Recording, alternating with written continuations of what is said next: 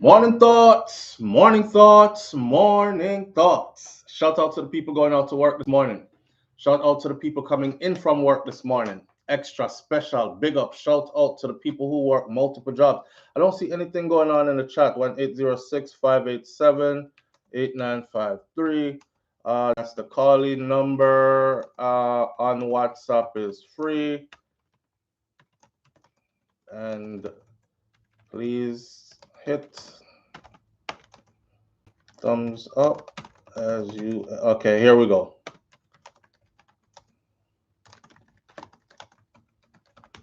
Man, type like secretary. Shout out to the people going out to work this morning. Shout out to the people coming in from work. Extra special big up shout out to the people who work multiple jobs. Cause we don't all get it the same way, and everybody's that privilege. We're at different stages in our journey. So some people have to work two jobs and them thing them. We respect that still, because that is what we talk about. Up, up, and up. That's what we're there on. See that? Up, up, and up. All right. Big up on yourself and thank you for being here this morning. We're going to keep the intro short and get right into the material scene. All right. Shout out to a couple of people first before we even begin. Seymour, thank you for being the first one in this morning. June O'Brien, Janet Stewart, Darlene Walter Riley, Lady J is in the building this morning. Jane Ander is here. Maxine Good as Gold is in the building this morning. Mervyn the Point, Jamaica Kerr. Hale is in the building this morning. Says, hail all family and neighbors. Audrey Wright's in the building this morning. Morning fam and present teacher. Marilyn Grant's in the building this morning. SouFLo and everyone in the chat room. Big up on yourself. Senior Sexy is here. Banch is here. Stacey Ann Williams is here. Bromwell Wright, my sister there this morning. BM is in the building this morning. Michelle Howell is here. Black Goddess Henry is here. Veronica Galway Nathan. Mr. Article Dan Sean Cassell says, please hit the thumbs up button as you enter the room. Thank you. I appreciate you greatly for that one. And thank you, Sean, for reminding us. Erica Senior is in the building this morning. Thank you for being here, Erica. Darty T, big up yourself. Main one, thank you for being here. And Lorraine Lawrence, sorry, thank you for being here this morning. Present, and we are ready to roll, right? All right. What we have on the board this morning is these lights are so bright, but I want to show off my eyes because honestly, my eye them, y'all know I just had 2 eye surgeries, right? Back to back. I had one in December leading up to the Christmas holidays. That's why if you watch my Jamaica vlog, I went to Jamaica shortly after. If you watch my Jamaica vlog, you will notice that one of my eyes were extremely red while I was there, but I couldn't make it keep me from Jamaica because plus we did have to go there anyway. My grandfather passed away and we had to lay him to rest. But look, I don't have those things growing on my eyes anymore. My eye them, so I can't start. Yeah, and I have good vision. So thank God. Anyhow, big up to everybody tuning in this morning. I said that already. I said let's say it again. Boy, we have to give thanks for the small things in life, man. You walk around every day with your good sight. You don't even know the sight they leave you. Boy, I see people lose them sight already, diabetes and everything. I pray to God I never be one of them people if I lose them sight. So let's start out with my opening message before I go anywhere this morning. I'm feeling full of energy. I feel I try to slow down myself. I woke up this morning, 3 a.m., went to the gym, worked out till 4:30, 5-mile run, all these things. And come in now, I'm feel good. But don't worry, little later, I'm cramp up like granny. Arthritis, all these things, cramping places I couldn't get cramp from before, but it's okay. All right. Opening message this morning. If you don't learn anything else or take anything else away from this video this morning, I was on the treadmill and this is what came to me. It says, be nice to people because you never know when they might hold the handle and you might be left holding the blade, right? So just be nice to people all around. Just try to be nice in life to people, period. That came to me as I was on the treadmill. Now, I don't normally think about stuff that maybe civilians don't really think like me think, but me always para. So if I enter a room, my first instinct is, okay, how do I get out of this room fast if anything happens? Or how do I defend myself inside this room until I can get to safety? Average person just walk in our room, probably in here to shop or something like that. I don't think like that, right? So I'm on the treadmill and at the gym, when you're on the treadmill in them early 3 o'clock hours, 4 o'clock hours in the morning, it's dark outside. The windows are tinted in the gym. So the treadmills face the parking lot, right? You can see when the cars pull up, but that's all you can see is like two headlights. And for some reason, every morning there are these two vehicles that always come and they pull up in the parking space and they sit there for quite some time with their headlights on, and then they'll turn the headlight low but not turn it off for like a next 5 minutes. So they sit there for like 10 minutes straight, and the first thing me I think to myself, I said, what if somebody just starts shooting through this glass while you're on the treadmill? So while I'm up on the treadmill I work out, I'm thinking, okay, how can I get off this treadmill fast enough if shots start fly, all these things, right? Or what if this person just gassed the vehicle and decide to run this big truck straight through the gym with me on the treadmill here? I start thinking these things, so I'm looking for escape routes and all that. I'm trying to see who it is, but I can't see who it is. So when people come in the gym in the morning, I look at it like this. Say hi to everybody. I say hi to everybody with a smile. Sometimes I don't say hi because I'm so much into my workout, and they say hi and I return the hi. I thought of that because we covered a story not too long ago where a worker at Walmart, he was the manager, he's one of the managers, shift manager at Walmart, right? And he decided that today was the day that everybody was going to die and he was going to die too. Now, this is a manager. You would expect like some crazy person going crazy in the store, shooting up the store, but you wouldn't expect it from the store manager. So you go to work this morning thinking, just like you do every day, another day at work. Okay, can't wait for Friday. I'm not working this weekend. I'm almost there. Clock in, regular thing, go do my shift, where I'm working today, who I'm working with today. You talking to your coworkers and thing. You're on your normal grind. You're in autopilot. You not thinking what is outside of you. See, when I covered that story, I went back and did another part to the story because the girl that got away, she gave a interview to a TV station here, and she said, first of all, she was trembling like this when she was talking, right? And she was like, he came in the break room. She was on lunch break, Remember, you're there at work, Halfway through your shift, you're like, okay, let's get it. Rest of the day soon done. Pack your lunch today. Wherever you did eat last night for dinner, you probably pack the rest of that this morning for lunch today. So you have a little ackee and saltfish. People are going to ask you in a break room, what's that you eating? Y'all Jamaican have some good food.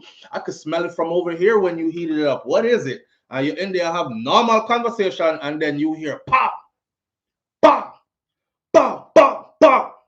And I'm telling you right now, the first two pop that you hear, it's normal to freeze. That's the first thing you're going to do is freeze and see wagwan. And it's going to happen in micro milliseconds. By the time that happens and you see two people dive and two people scream, then you're going to follow suit. In them 2 seconds, it could be the end of your life. She said when she heard the first pop, pop, she looked up and the gun was pointed at her next. And you know what he said? He said, go home. You get up and go home.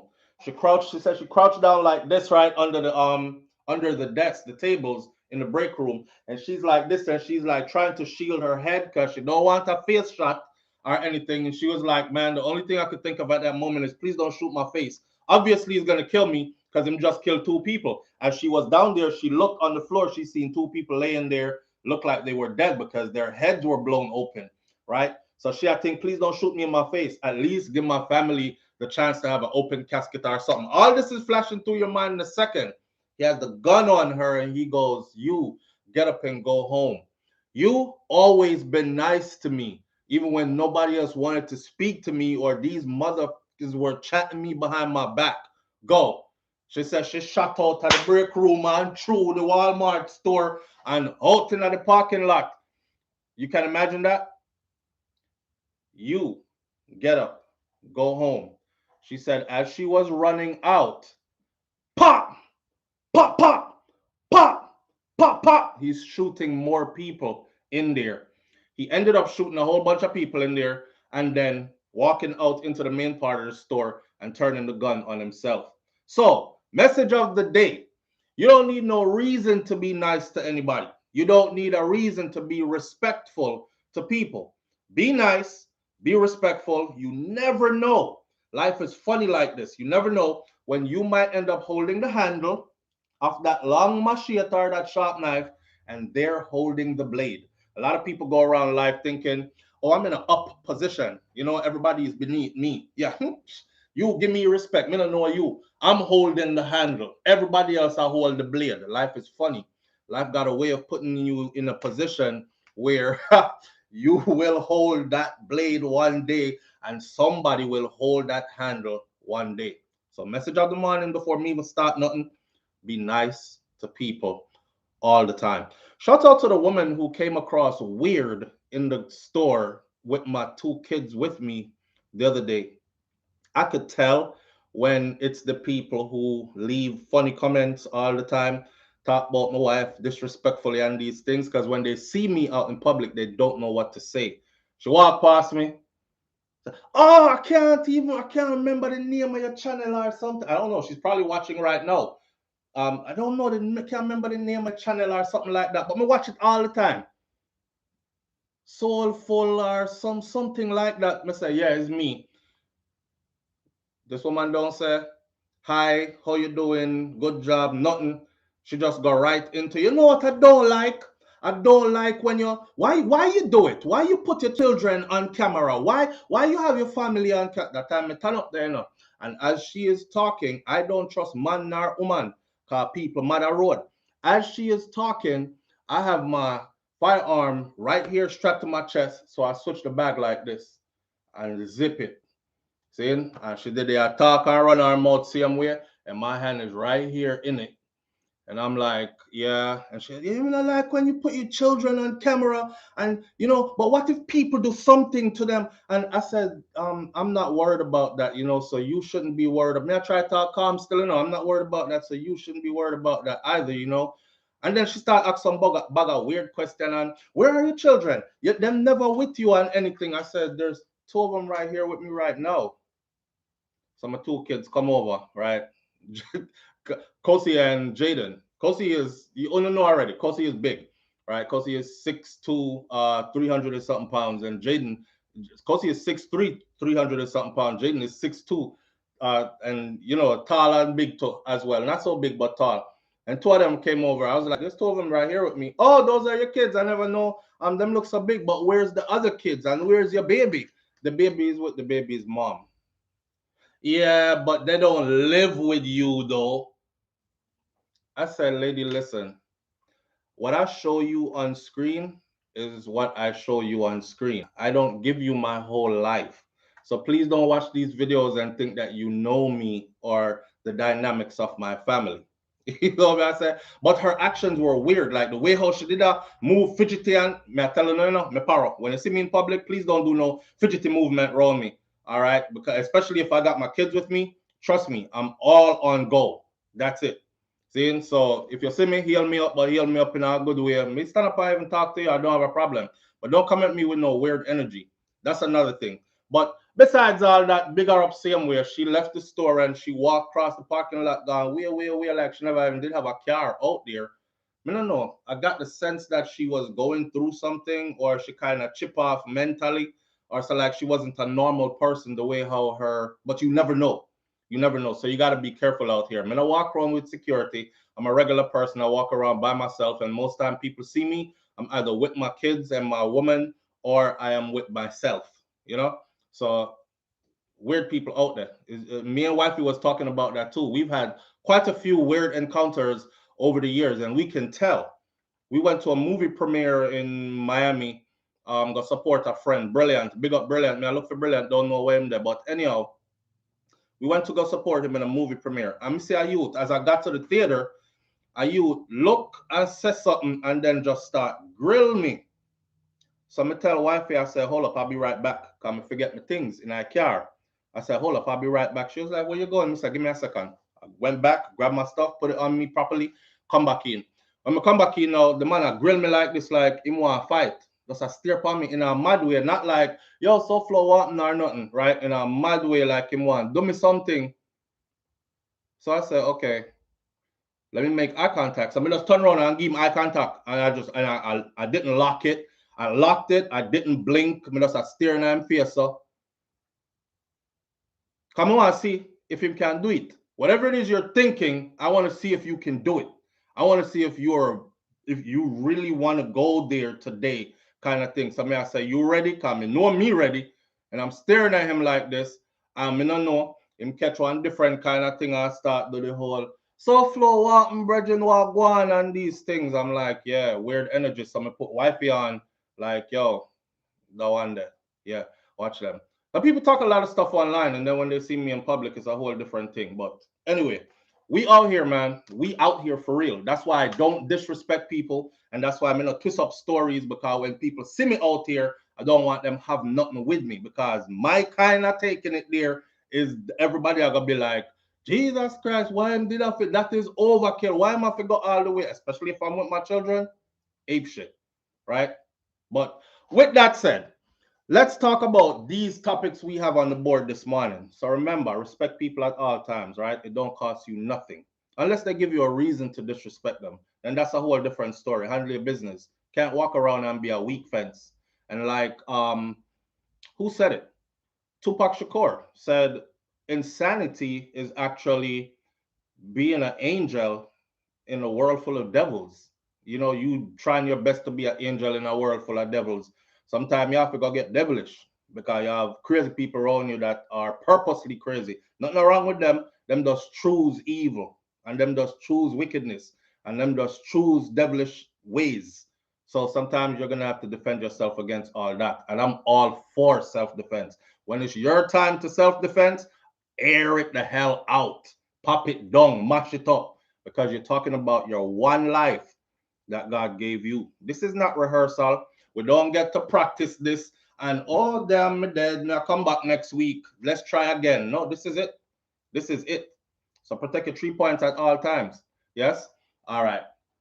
Just like I told the child molester yesterday, internet badness until they run into the real deal. Yeah, man, everybody bad online. Everybody is rich online. Everybody is super everything. Everybody is, me keep it 100 just like you see me on. If you see me out the road, you're going to get the same energy. You're going to see the same. Well, you probably won't get the same energy, because I'm not going to be this talkative until you start talking to me. I'm going to just walk around and talk. So this is a talk show. But I promise you that I will be the same. I will be the same. And you don't get no different nothing from me where you could walk away and be like, damn, he fake as hell. Because 1 minute him like this, next minute, no, it's going to be the same thing. Anything I say, I actually try to live by those words. I'm going to talk about things and then try to live contrary. So I try to keep it 100 as much as possible, because these things ain't just for you from me. This is for me as well. All right. One time. Here we go. So, there's a story here that we're going to run through, right? A female cop charged with a rape case. A female cop was charged with rape in Jamaica. Now, it it seemed like slackness and everything that is like women are always involved. Even when it is being perpetrated against a woman, there's a woman that's willing to back up the perpetrators who are violating women. It's crazy. Just like when that rapist boy that did was on the loose before they caught him, and he was running around ripping them schoolgirl, them draw them away and stuff. And it was when we found out that it was women that were hiding him and protecting him. Just like the brother that was in Jamaica hiding out for how many years, and he was wanted for a brutal murder here in the US, and they finally caught him. He was in Jamaica driving a taxi, but he had so many women in Jamaica that it was hard. Fugitive task force from the US and FBI tracked him to Jamaica, and put agents on the ground. Some of them people that you see in Jamaica, when you're like, oh, what tourists are doing way up here, so? No tourists. Our agents doing their duties. They looking for somebody. You think it's tourists? Try a thing now. So they tracked him, and it was hard for them to keep up with him, because every time them went to go say, okay, he's at this location, rush it. Him never come here today. Where the hell is he at? Damn, okay, he's at another location. Okay, we scout this location for 2 days. We seen him come and go. Rush it. He didn't come today. Damn, how many homes does this guy have? The man have a bunch of women. I think he had like 5 women, and they all had like their own places. So him just fluctuate from home to home to home, and a taxi him drive. And he was there doing his thing in Jamaica for how many years until they finally caught him and brought him back. My point is the women. Women seem to be, especially our women, they seem to be very forgiving of men that violate women. They actually seem to even be a part of the issue. Like, they will know what this man did, and they'll be like, but him not do that to me. Mm. You sure? Until you turn front page news. But we're going to get into the details of that story, though. How this female cop got charged with rape. That's one. Damien Robinson and Shamoy Bora. The names, those are the legal names of a couple that was gunned down recently. And we have some people who call we and tell us some things. I put some things out there. Don't know how true it is. If I say the streets are talking, it means the streets are talking. It doesn't mean that it was confirmed to be true because I'm not there, right? And no official news entity has printed it. Like, say, after police investigation, this is what was found and proof that I know. So I go. This is people saying. So we're gonna talk about them as well. The youth name aliases bleachers or bleachers thugs. We're gonna talk about them in a minute. They were actually about to get married, few weeks away from getting married, and that's it for them. Two of them dead. So you will see their picture on the icon for this video. And then in US news, Jamaican Prime Minister is now facing anti-corruption scrutiny and is under investigation. Andrew Holness. And Andrew fires back and said, I did not do anything wrong. But to see it in the US news, I was like, wait, what? Jamaican PM facing anti-corruption scrutiny. Andrew Holness replies and says, I did nothing wrong. We're going to get into the details of why he is under investigation now. He promises that he did nothing wrong and he's going to air everything out in a minute. I have some stuff to say about that. Sniper Prophet.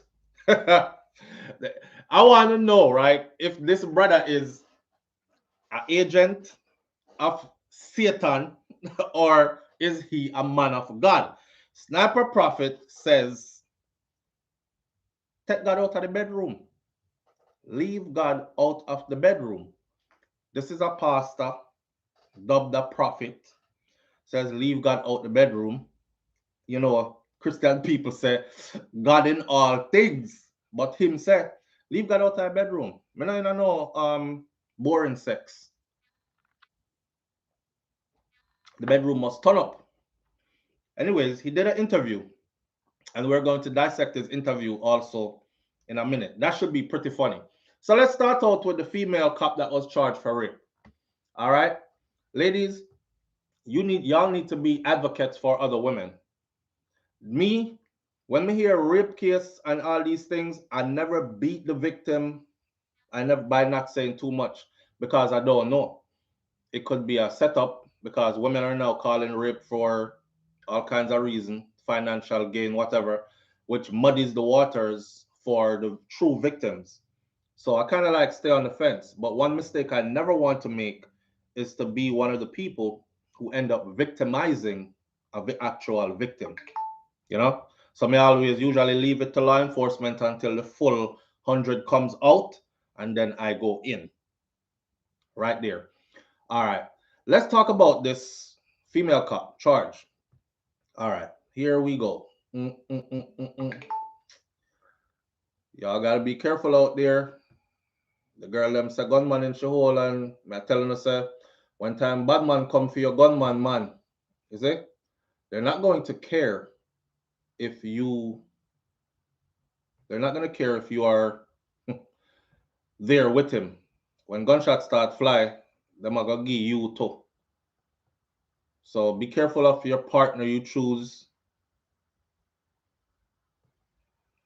The bad man thing is exciting, but it always end not good. Either him breed you and gone to prison for how many years, and now you're a single mom that has to find a way while he does time, or wrap up and rub up with man around there, or baby daddy dead, or husband if you married him dead and gone and left you with picnic and these kind of things. All right. So the story about the police officer that's charged with rape. Let me see. It's in Jamaica Star. I'm getting it from the Jamaica Star, and apparently I clicked it off the screen. But we really want to get into the story because the details of the story.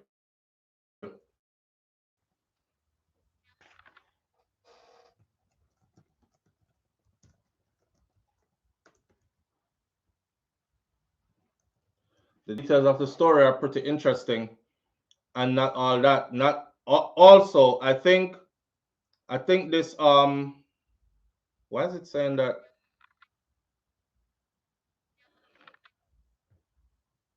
Okay.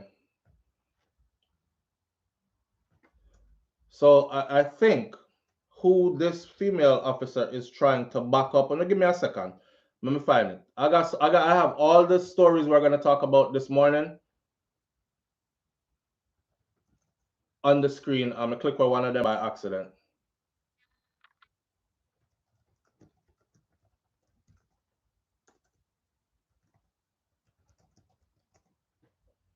All right, here we go. Found it. All right. Here's the story. It says a female police constable has been charged in connection with an ongoing investigation into an alleged case of rape and robbery in Black River, St. Elizabeth. Ladies, be careful out there.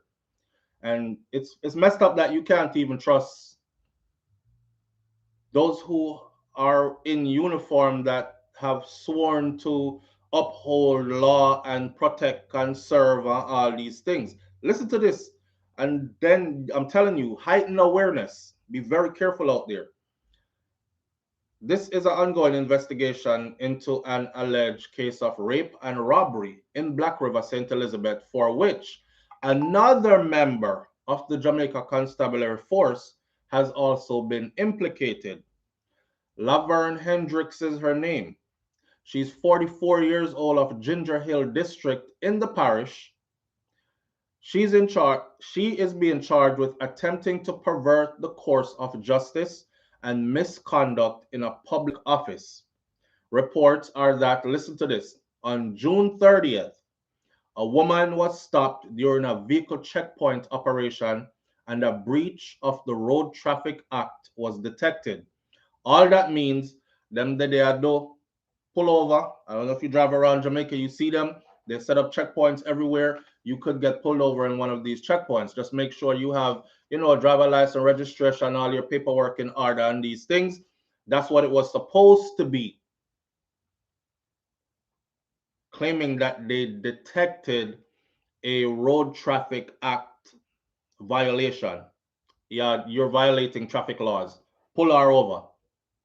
Constable Alwyn Hill, who was previously charged already, allegedly solicited money in exchange for not prosecuting the woman. This is when the police come to you and the police say, boy, I say you swerve and swerve, I can give you a ticket, for the bad driving when I say you do a come down the road and in excess of speed limit and all these things. But here what? Give me a thing and I can make you go on. Well, the lady that was driving says, me not really have no money for me still, right?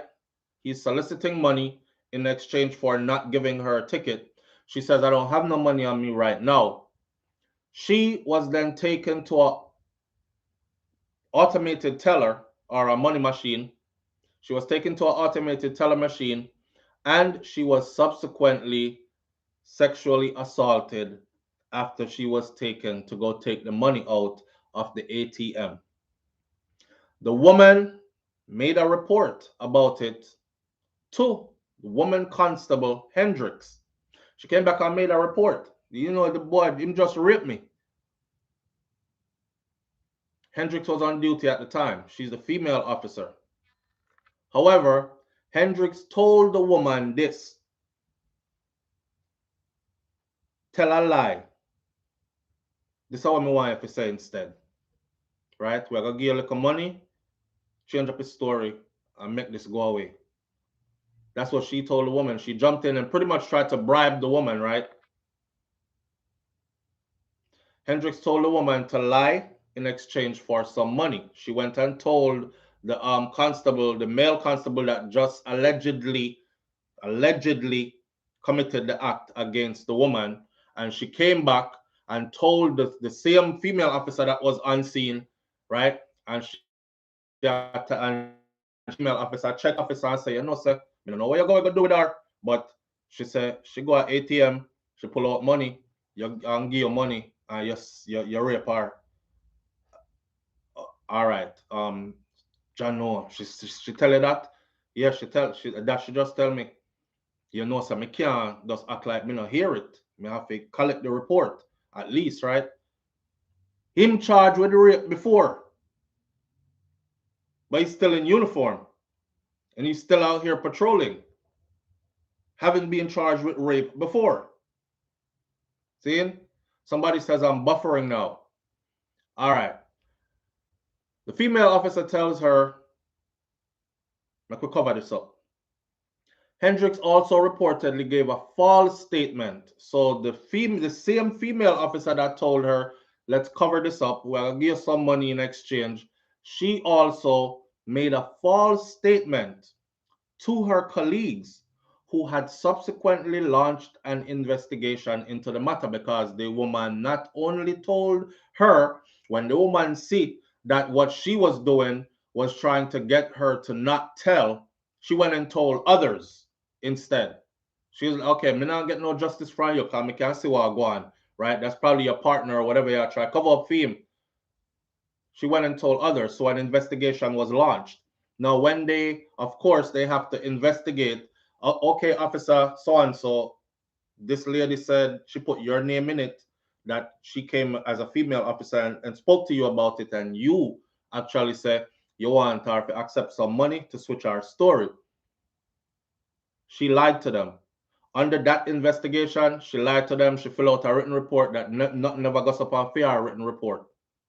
The report was elevated to a senior investigator, and a case file was prepared and submitted to the Director of Public Prosecution, DPP, Paula Llewellyn them area that, who recommended the DPP, who recommended that Hill and Hendricks be charged.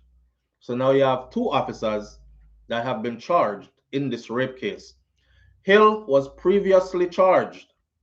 This is the male officer. He was previously charged with rape, grievous sexual assault, and forcible abduction before.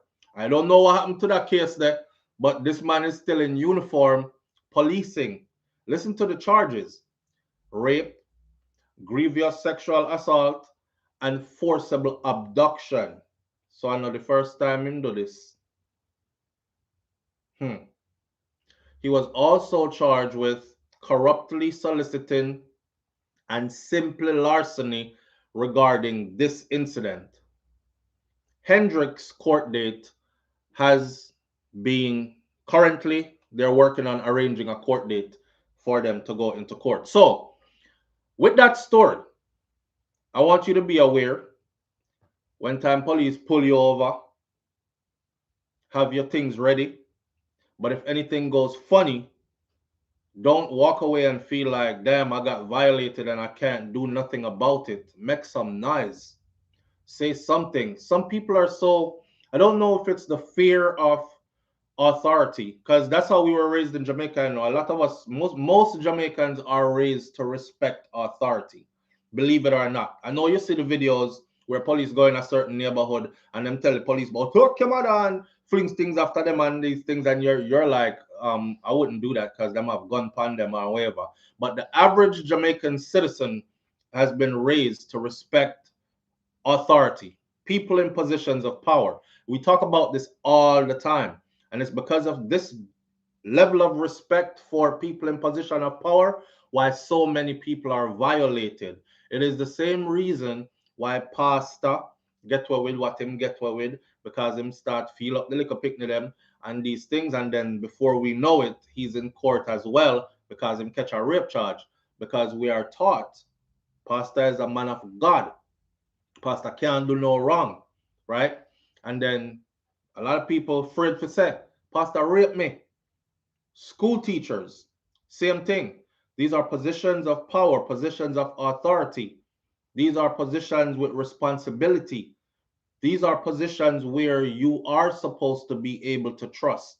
If you can't trust a school teacher that you're leaving your child with for more hours of the day than you will actually spend with your own child, think about that.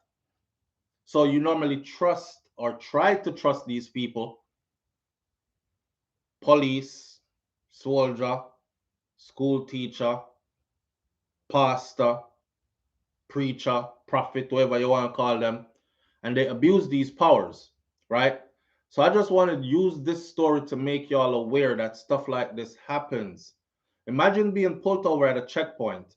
The police are telling you, say you're swerving too much, you're coming down the road at high speed, me clock you upon the gun, the radar detector, something, it says the speed limit around here is 45. You were doing 70 in a 45. I can write you a ticket for this, you know.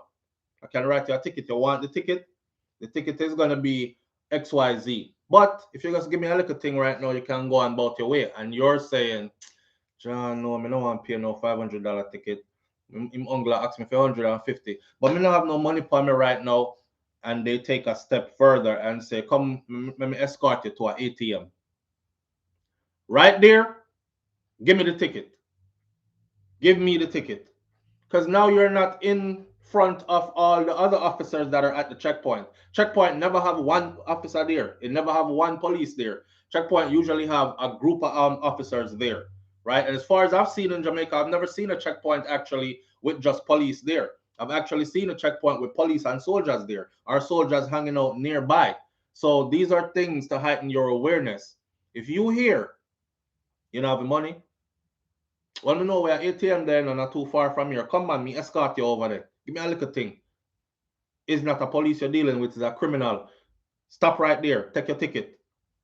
That's all I'm saying. Just stop right there and take your ticket. Don't drive off with nobody, go nowhere, because then you're at the mercy of them. Them can't go do anything to you, just like how this situation allegedly happened.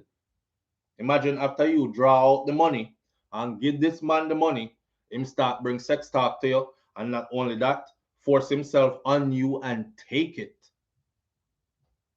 Nobody not gonna believe you. And my word against yours. Me a police, Yahoo. And they have that mentality.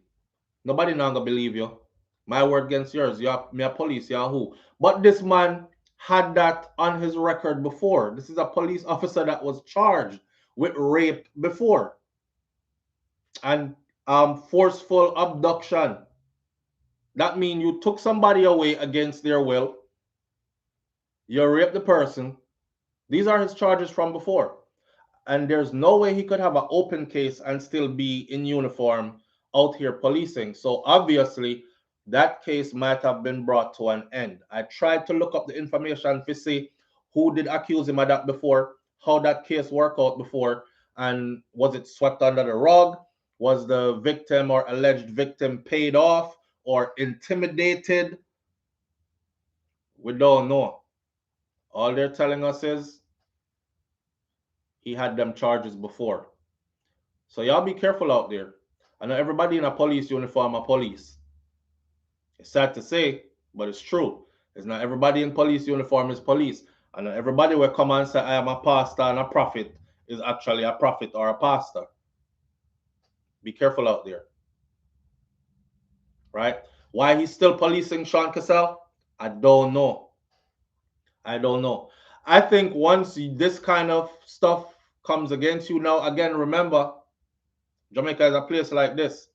They'll take it to court. If it goes like, say for instance, I'm an officer, right? If rape charges come up against me, more than likely, I know that my case now go court for the next 2 years or so. And then even then, I know that I'm not going to be sitting in lockup until my case goes to court. So in the meantime, I'm free. But I'm free to do what? Because you who are accusing me, you have to use the same road every day with me patrol all the time with my gun. And I see you all the time. So intimidation comes into play, right? I don't have to say much to you. Lift up my gun and flag you with the muzzle light one time and make you know, say, wink you 2 times like that and make you know, say, you know, if you keep on with this rotted thing, you might disappear around here. I'm a bad man police. I don't have to say them words. And that's what they do. Not just bad man police, but I've seen it. This is a typical thing in Jamaica. Boy get charged with murder out on bail. His case don't go to court for the next 2 years. By the time them reach court, the person who saw it and was willing to speak, because them already get a written report on everything, can't be found. They don't know if the person dead and buried. They don't know if the person gone out of the country. They don't know what happened to witnesses. Witnesses disappear, cases get thrown out, and it's a typical thing that happens in Jamaica. Typical. That's just how the system is set up. So imagine that police officer that was charged for rape before and kidnapping and all these things, him the back pan duty, and he's now accused of and charged with pretty much the same thing again. You know what Granny say already. What she say about the fire and the smoke? Yeah. What she say about when the fowl shit on you? Because the fowl can't do the pan you unless they go sit down under the fowl roost. So you were there. Why your name a call? Something in a something. Why everybody always accuse you of rape? How come them never accuse Constable Williams, Constable Smith, Constable Jones? The whole of them work the same beat where you work. But your name a come up again on rape. And you know what the sad part is? We will watch this go to court, and then we will watch in the newspaper, it will say police constable exonerated, free of all charges, returns to duty. Watch and see. Watch and see. Very rarely are they ever convicted. Ooh, that lime, the bitter. Very rarely are they ever convicted. So, ladies, and I'm speaking to not only those, because somehow, oh, man, I don't live in Jamaica, so that doesn't affect me. Okay. The same thing happens right where you're at. The same thing happens right where you're at. Let's not get into US news. There's a police officer right now that was a serial rapist, and then you have another. He was a serial rapist, and his specialty was black women from low-income areas. Look it up on Google. Big case I go on right now. And I'm talking about he done raped over like 60, 70, 80, 90, some big numbers. And then there's a group of police officers, men, who shaky. And they were targeting young black men.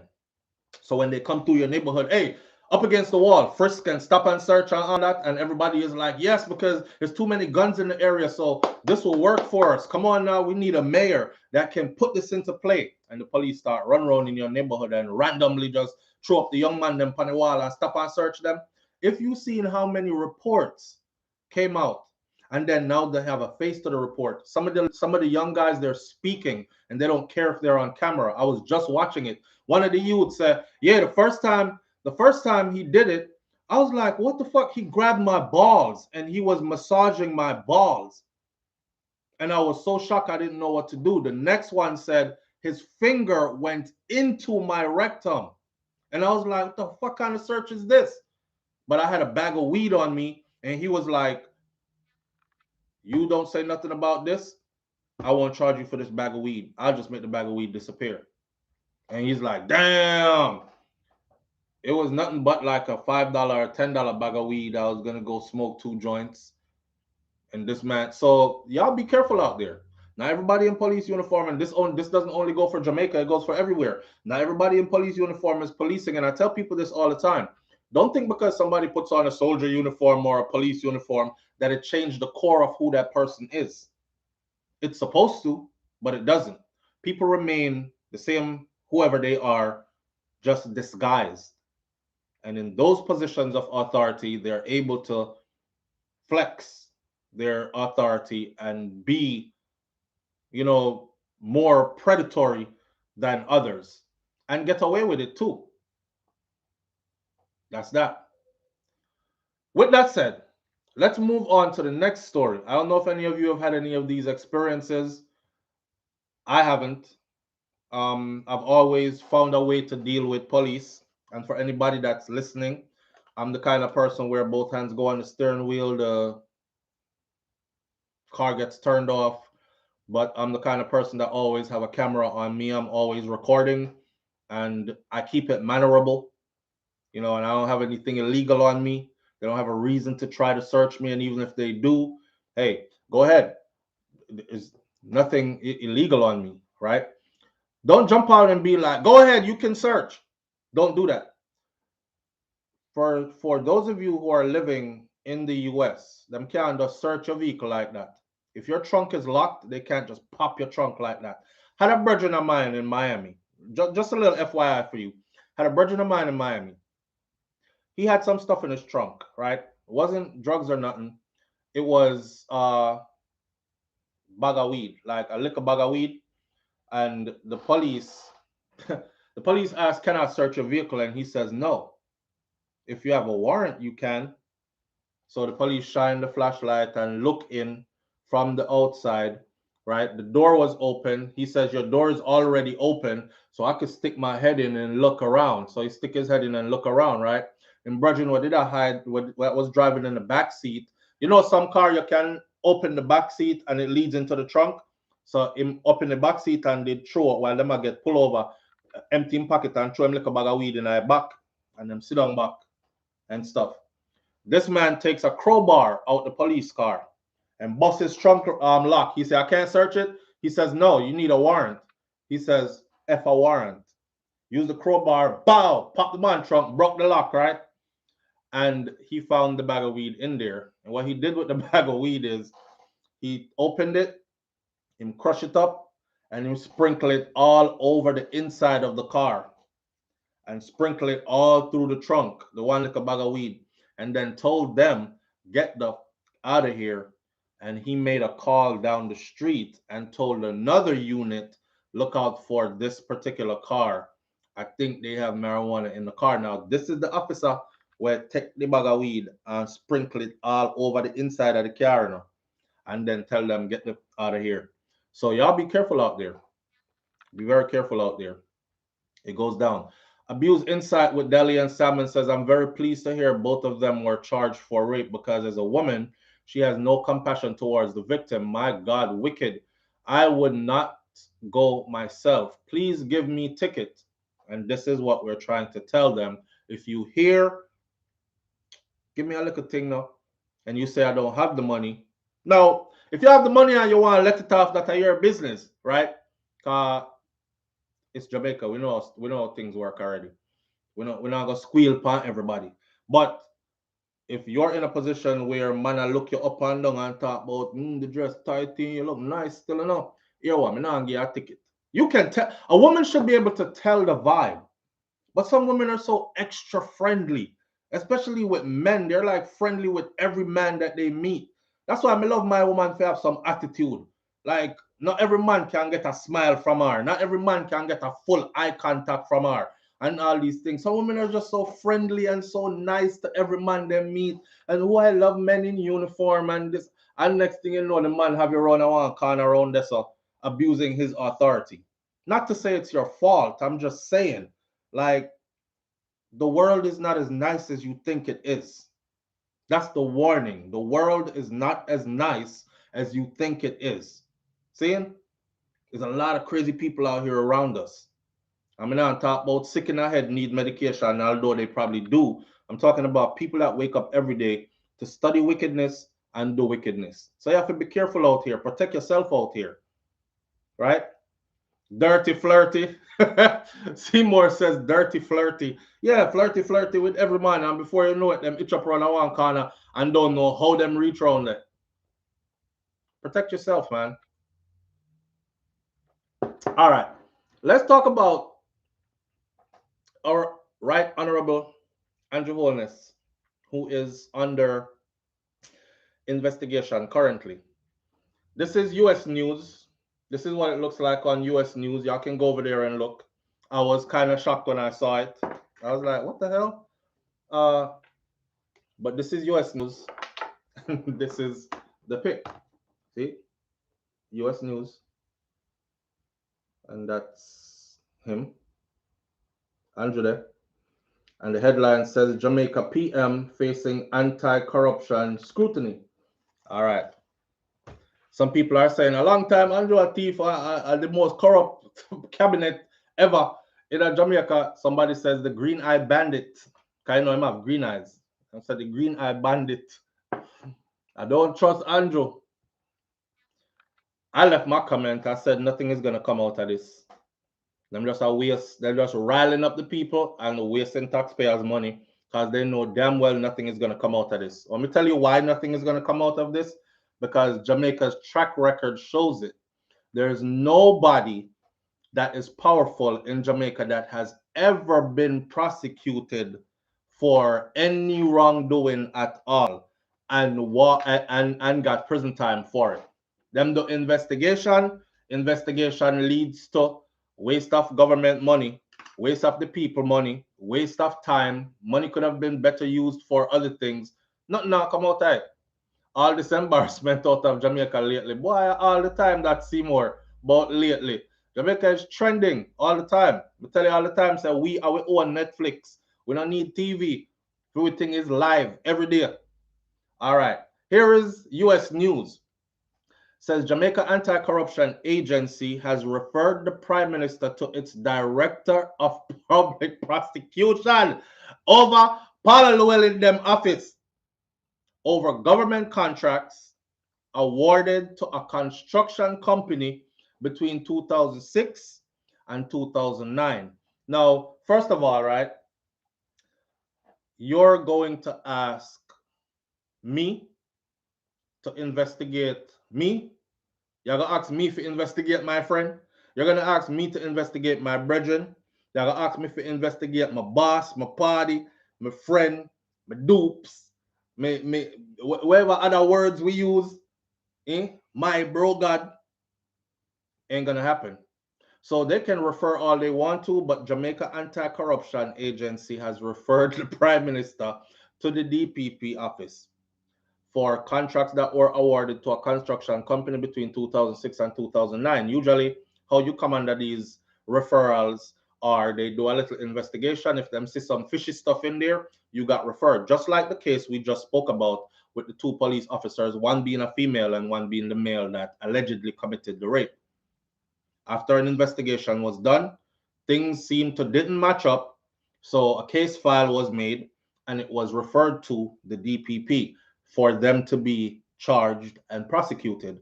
That's the job of the DPP, Department of Public Prosecution. Over there is where they have referred Andrew now for the same thing. Integrity Commission released a report on Wednesday. This is from the US news. I'm not reading from Jamaica news. Integrity Commission released a report on Wednesday referring to an investigation into a recommendation that was made by Prime Minister Andrew Holness for contracts with Westcon Construction Limited, citing a potential conflict of interest. Holness said in a statement that he strongly disagrees with the findings of the Integrity Commission regarding conflict of interest based on mere accusations. Lie or not tell pa me. Y'all don't have no proof. Just pure accusations. That's what the PM says. A spokesperson for Westcon was not available to make comments outside of business hours. Holness previously presided over the Ministry of Education, which awarded 10 contracts totaling $22 million over a 2-year period to Westcon. The commission said in its 107-page report that Westcon director Robert Garvin and Donovan Simpson, those are the directors of Westcon, they have known Andrew Holness for a period of more than 20 years. I'm bridging them go way back. And they've had business links with him for quite some time. The company was awarded these contracts with other government agencies. The commission said its director of corruption prosecution should consider whether Andrew Holness breached a Contractor General Act and the Public Sector Procurement Regulations 2008 and Corruption Prevention Act. Jamaica has long suffered from corruption among public officials, and it consistently ranks low on an annual corruption perception index compiled by the anti-corruption group Transparency International. Jamaica is known to be a corrupted country, especially where these people are concerned. We're talking about the bigger ups are concerned. It says Jamaica has long suffered from corruption among public officials. So Jamaica is known. And every year, this agency, Transparency International, does a checkup on different countries. And Jamaica ranks pretty low every year based on their investigations and findings that, you know, corruption are going there. So where did the money go? Kind of thing. Can anybody give an account for these millions that just evaporated? And the answer is usually, I know me or him. It's not him, it's she. It's not me, it's them, kind of thing. And Jamaica is known for being that on an international level. He will never own any wrongdoing and nothing will come of it. Thank you. Nicola Coleman, that's exactly what I said. Now, Andrew put out a statement immediately that says, I did nothing wrong. The PM rejects Integrity Commission's conflict of interest suggestion. He says, I did nothing wrong. Last night, he decided to speak up. Holness was responding to the Commission report tabled in Parliament on Tuesday, referring him to the Director of Corruption Prosecution for consideration with respect to breaches of the Contractor General Act in relation to contracts awarded to Westcon Construction Limited between February of 2007 and November of 2009. Here's my thing. Before I go any further, though, as much as I want to beat him up on everything, right? Let's be for real. Let's talk to each other like family. Let's be for real, right? So, me and you, we grew up. You grew up with SouFLo, Veronica Gale, Audrey Wright, Seymour, Karen Notice, BM, Dorothy T. The whole of we grew up together. See, you've known me for over 20 odd years now, right? You're making strides in life. I'm making strides in life. Finally, I get to a position of power, real power, where I can move some things in your direction to make sure that my friends eat too. Because me alone can't reach. It's supposed to be me and my circle. And it's supposed to be about us looking out for each other, us pulling strings for each other, us uplifting each other. That way, none of we can show off because the whole of we have big house and nice car. The whole of we children go to exclusive schools. The whole of we have money in the bank. The whole of we have this and that and the other. All right. Under real life principle though, let me say something.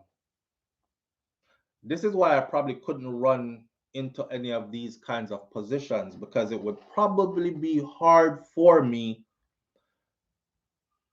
to not send some contract over to my brethren construction company. You understand? Mervyn the Point Jamaica curse say you have to boss with. But let's talk, God no, let's talk truth. Let's talk truth. Because everybody want to look on them high and mighty, holy and thou art soapbox, right? But if your brethren made it to a position where he could have actually sent some work to you and he didn't do it and send it go get other people, talk it truth, you wouldn't feel away. Would you call that your brethren still? Nicola Coleman said the sound is going. I don't know what's going on with the sound. It's probably gonna be in and out. Yes, but Andrew owes piece of it. Uh, owes are owns. Crystal G says the mindset needs to change. Crystal G, this is what sororities and fraternities do. This is what sororities and fraternities do. It's all about connections out here in the world. You know, it's not so much of what you know, it's more of who you know. For example, if you are a part of a sorority or a fraternity, you will know this. If I work at the bank and I'm the manager at the bank, and my fraternity brother who just graduated from school has very little experience in this position that he's applying for, by our fraternity rules that we are sworn to for life, I have to hire him over you with your 20 years of experience in this field. I have to hire him over you. And I have to train him. It is my responsibility to train my frat brother until he gets it right. So don't even worry if him actually know what I do. I have to train him until he knows what he's doing. So he's going to get this $100 and something thousand a year position in the US starting out job because of who he knows, not what he knows. This is how the world works. So if Andrew over there kick back, I hate to say it, but if him over there kick back a little thing to him, brethren them who he knows for 20 odd years and all these things, hear me man, 20 odd years is a long time for know some people. I don't have nobody around me when I really know for 20 something years, because people shady, so I don't keep nobody around me too much. But the people them that I do know for that long, if I ever make it into that kind of a position of power and they got businesses going, you think I'm not going to be like, well, sir, Papa Toots just started. That's actually one of my cousin's real name. Hey, Toots, big up yourself. That sir, Papa Toots just started construction company and do too well, I don't want the man business fail and things. So you see them 5 contractors will come across the table. I send about, I don't want it to look too suspicious still. So I send about 2 of them, go give him. Send him one with the lowest pay, contractual numbers, and then send him one, the highest one. That means nobody can point finger and say, oh, all the big contracts went to that company because you are associated. No, I sent him the lowest one, and then I sent him one of the highest one. And then the rest of them, the other 3, we go figure out how to dole those out. But you're not going to just turn your back on people that you know. That's unrealistic. So for them to expect that this man would actually do that in the name of being upstanding because there are some laws that says he shouldn't, I'm not kind of too siding with that one still. I mean, call me where you want, call me, but I'm not I'm not too siding with that one still. Live on the air with SouFlo, good morning. What go on, my thing? All right, see there. Man, big up yourself. What go on? Brother, what you talk a real thing here? Hey, we have to talk the truth, Hold on, you see Donald Trump? Look on Donald Trump. Aye. Look on the Bush them. Aye. That's the way of the world. Look on Clinton. Aye. Oh, Hillary Clinton coming to power. Uh-huh. After her husband come out. Mm-hmm. And don't be surprised if Michelle Obama come run. Don't be surprised. Yeah. Listen, the way of the world, man. For we, what we notice about we always are try to be by the books and holier than thou art. Now, I'm not for murdering my people and all these things. Them they're disgusting. But when it comes to certain things on the corporate levels, you have to look out for your people, because everybody else is looking out for their people, and then them I tell you about run down the playing field because it's level, and the playing field is not level. You see me? Look on the Queen. You think the outsider can come take the tune or the position for the prince to get. Mm-hmm. when the queen kick the bucket. All right, sir. No outsider can come. Them of them dream. That's with all of them. That's with all of them. Everybody X out is a in the group thing. And we are going to look out for a circle. You empower me, I empower you. The queen them even go as far as marry them cousin and all them something there. To keep everything in there. To keep everything in there. All right. That means if you're not related one way, you're related. You're related. Why so? No. It can't come out. Lord. No clear on business that there, so. Yeah. And even at the rich organization like Matalan and them on there. Mm-hmm. And money, I married money, you know. Of course, one. Of course. Money, I married money. Of course. Oh, him, SouFlo. Okay, yeah, man, you can come. Of course. Oh, John Brown? No, man. You can't forward. Yeah. Facts. And we alone over here play holier than thou art. So, although I want to beat Andrew on some things, I don't think this is one of them that beat him pan still. Because if I look out for the brethren them, then that's what it is. That's what it's supposed to be. Take some risk. Look out for your brethren them. Everybody else does it. If we come up here and act like nobody else does it, it's a lie. Everybody else do it.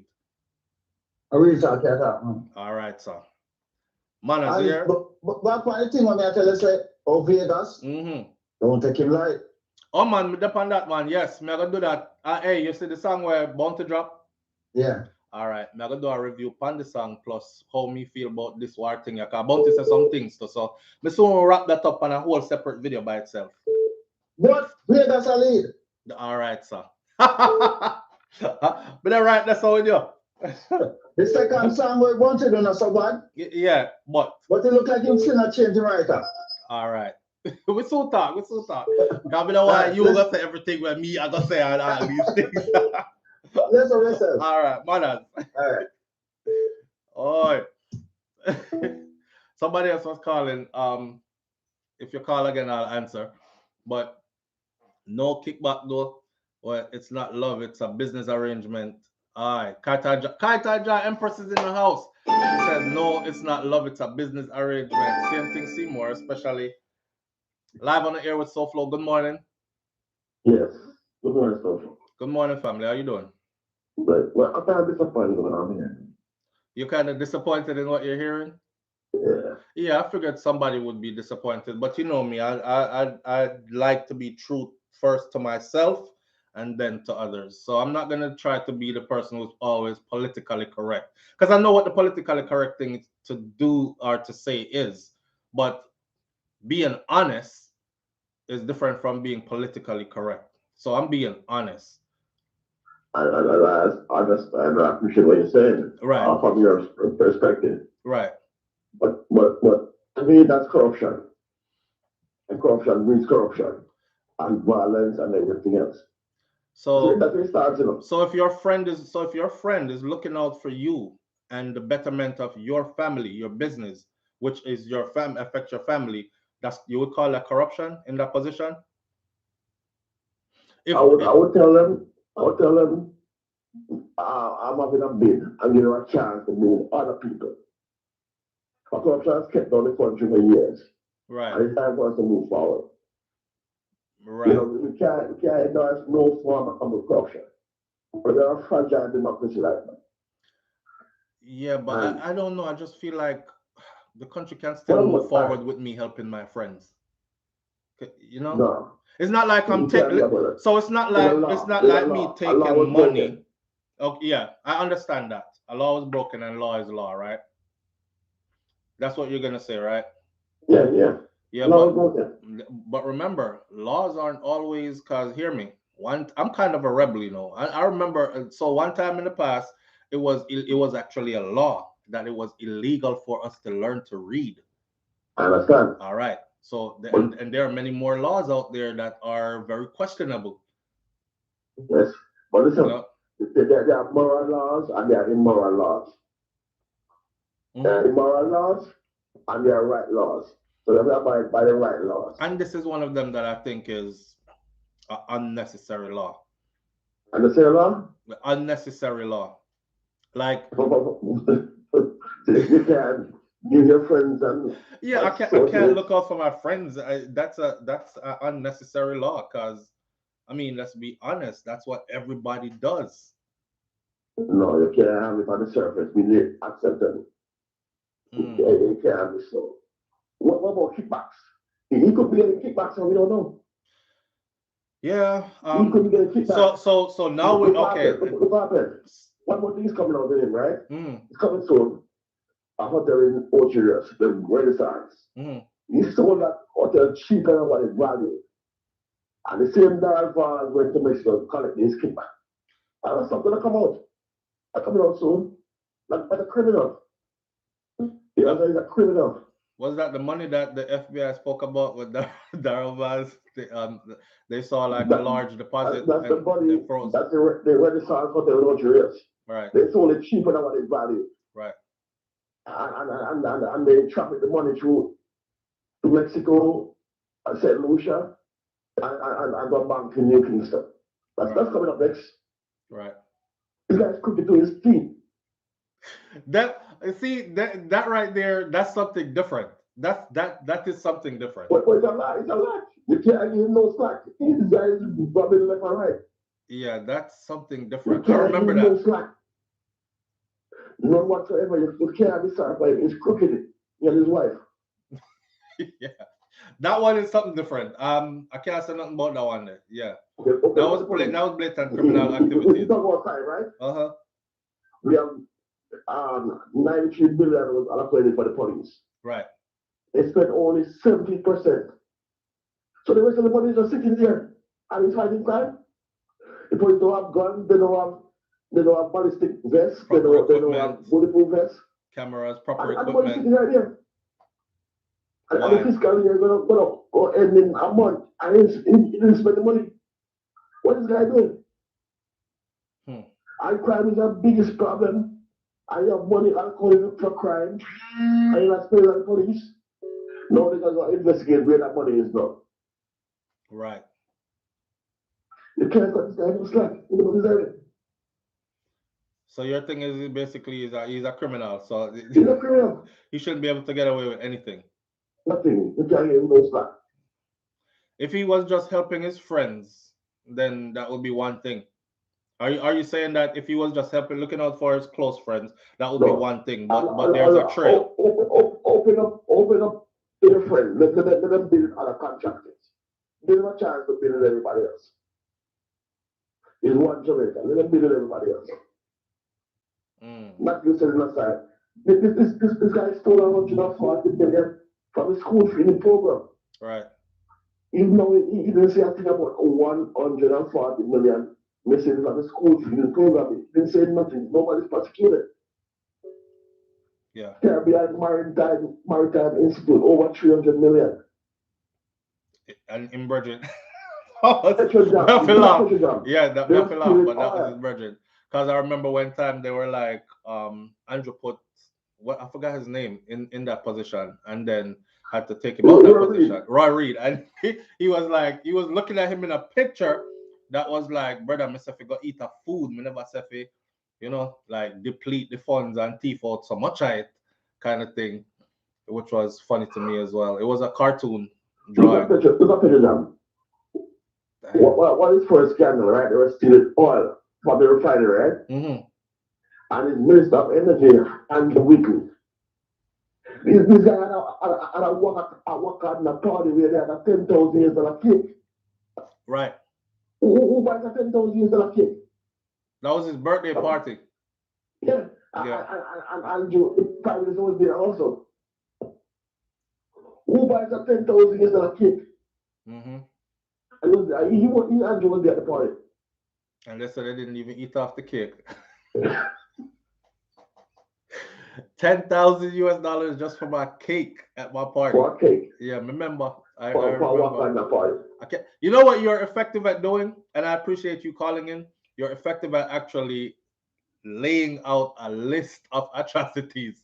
Because I'm trying to talk about one incident, right, where I'm saying, yo, I would look out for my friends and I don't see nothing wrong with it. But when you're making your case saying no, because this is a person who actually does too much of this, and him do it. It's like a repeat offender, and it's not just about his friends. It's more about thieving money, right, from all different directions. Your case is well made, sir. First scandal was when he stole 100 million for a used car for the police that was never delivered with his first Minister of National Security. Yes, yes. How much more can you take on him? Why? Andrew, don't know. Listen to me, Jamaica. I know. I'm just. How much more can you take on this guy? Yeah. And you know what? Right now, under this particular case right here, there are lots of comments like, oh, they're just trying to bring down the best prime minister that we've ever had. And that one comment right there got 400 and something likes just under the comment section. And there's the majority of those comments. Somebody said, listen, Andrew can do no wrong. And whatever y'all bring up against him, his followers are like Donald Trump followers. That he would literally have to murder a baby in front of everybody for his followers to say, okay, I'm done with him. And even then, some of them would have probably said, oh, but what did the baby do? What did the baby do? That, you know? So yeah, he has these loyal followers that he can do no wrong. They're delusional. Yeah. Yeah. And listen, Andrew is not this strong prime minister. Andrew wanted 20% of the vote. 67% didn't vote. Right. Well, you only wanted 20%, the PNP 17%. But our people must know this, though, right? Now that you're talking about that, they must know that you just not voting is not going to solve the problem, because if you don't vote, the little bit of people that did vote, they're still going to count from that little bit of people that did vote. So they will give you a statistic that says 60% or 70% of Jamaicans eligible to vote did not vote in this election. That's to tell you that the people have lost confidence in the government, JLP and PNP, both sides. But that's all that's good for, right? Them, the people there that didn't vote, they should have turned out and they should have went UIC. They should have turned out and they should, but they sat at home and just said, "Me tired of the two sides, so I sit down for me hand them. I'm not voting." That didn't solve the problem. All it did was empower them, really. The sad thing was, it's not the people who voted, their vote was suppressed. In my own constituency, Chang was there adding out 20 grand to PNP voters to not vote. So it was suppressed. But the PNP are angry this time. To not vote about what's happened. So I don't think their vote can be suppressed again. I wish UIC could take over, but I don't think we have a chance. So we have to work with what we have to get what we want. Yeah. Yeah. But really, I want Jamaica to become a republic where anybody can be prime minister. You don't want to go through no party system. You know, anybody can be president. That's the kind of democracy I want for Jamaica. But anybody can be prime minister. You don't have to go through no party. Once you can launch a campaign and people have confidence in you, you could be the prime minister. Yeah, that sounds good. That sounds good. I'm tired of these two parties. Right. I'm tired of it. Yeah, me and you both. I've been on earth long enough now to realize that nobody don't need to tell me this. I've seen it my whole life. I've been here long enough. It's the same story from both sides. So I'm one of them that have lost complete confidence. If you ask me, I the same thing from both sides. Big bag of tricks. They both serve the crown, not the people. Not the people. Right. Right. So they serve the king of England. Most parties serve the king. Right. Not the best interest of Jamaica and Jamaicans and our future. Not in our best interest. That's why we have to become a republic. Right. A real republic. I'm with you on that one. All right, thank you. Manners and respect, my brother. All right, cool. Yo, the man have his info together. He has his info together and he was dragging my memory. He was dragging my memory to certain things. I only pass something Andrew and the call for now that you think about it. Veronica Gale say him alone and him friend them and yam up everything and now left nothing for nobody else. That's the problem. Live on the air with SouFLo. Good morning. Good morning to you, SouFLo. Shouting from Germany. The call everyone. You know, do you have us on speaker or Bluetooth or something? I have you on speak. I'm sorry. Okay, there you go. You're clear. Yes, you're clear now. Because I want to hear what you have to okay, say. perfect. Okay. All right. So sorry about that. No Apologies. problem. The caller before made some very, very valid point. I can't want to endorse him without reiterate in my little way. Right. You see, when 30% of the population vote on that divide and rule system, it only make give an international taste where Jamaica has lost hope in the politics. Hold on for a second. And as you said, hold on for a second for me. There's a message on my screen that says your connection is unstable. Please wait. Okay, the message is gone now, so you can go ahead. I didn't want your words to go to waste. Okay, sir. May I repeat? Yes, go right ahead. All right. Just want to reiterate really what the previous caller said and also endorse what he said. Without being partisan, whenever a country is voting at a rate of 30% of the voting populace, it's not a good sign. It's democracy gone to the dogs. Absolutely. However, to come to the point fast, because I don't want to deviate too much and go down that tunnel there. You see, transparency in Jamaica is a big problem because nobody don't want it. And you were so honest in what you were saying, even though I'm against nepotism. Right. You know, transparency is very, very important because if we don't have that, what going to happen at the end of the day is that everybody who thinks they're normal, everybody near food. So what about the others who are not eating the food? And you know, we feel bad mind with that too. But put that by side, the scandals which we have been having over the years, that come scandal from 1992. That come between Jamaica every year. Back and forth every year. And we are talking about, we love you because, you know, there's some things that which is scary. Right. You know what I mean? And then another time you come on the ear and say, yo, we can't give up our country, which is right. But these scandals, we can't run away from them, and scandals will have impact, not just on our future, but on our image. And no people talk invested in tourism. Forget about tourism. What about the people from the diaspora who want to come home but just straight down the shop away next door? Sure. And they're so, believe me, man, tell you plain truth. My family members who work with NGOs.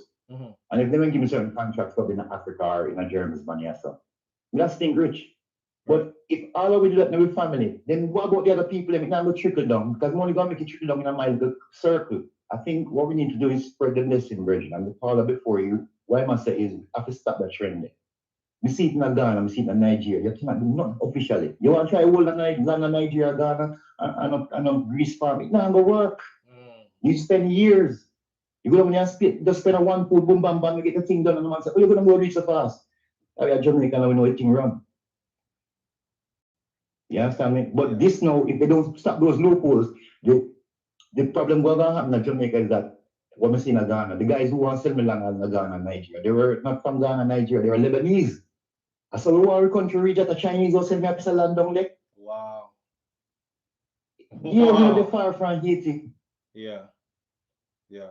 And we are a part of the plan. We are a part of the plan because nobody can self-destruct like we. And when we observe in the internet landscape, what we notice is that no nation out there and bash them one that way there.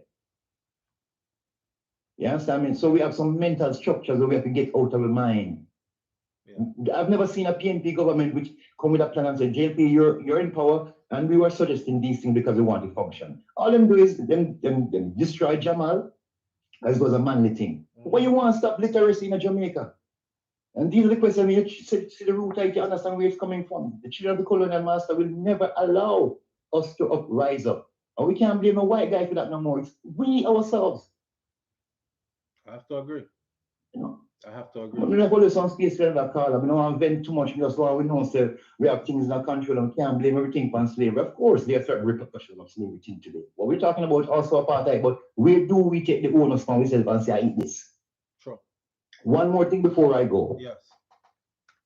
The Lumi, which is a currency which was designed for the emancipation of black people. Now the world community. We've been closed out for a long time. Right. And I know that many influential people in Jamaica have a Lumi account, but nobody now spread it, say the Lumi is something which is for free. And everybody needs to have a Lumi account because it's worth 4 grains of gold, and every month you get it, and it can run for the past three years. And you have people in Jamaica who know about it. There was a committee which came to Ghana and South Africa. We get stuck in a corner in South Africa, you know. So we know a few more things that we can't say on the year, probably have to talk half the year. But one Jamaican people know say, the Lumi, sign up for your Lumi before them start giving the damn thing. It's $100 per month, and it's been running for years. And the government knows about it. They were the ones who sent the delegation there. And this is available to Jamaicans? Of course, the only person who hear them talk about it is the guy them call him, and everybody thinks I'm one damn idiot. My name, I can't remember my name because no man, if I tell you who me here talk about, you'll laugh after me. And don't take him simple because my name. Anyway, look, that's what don't start get scrambled, no. You know, so no, these things are very important because these things are there for our people.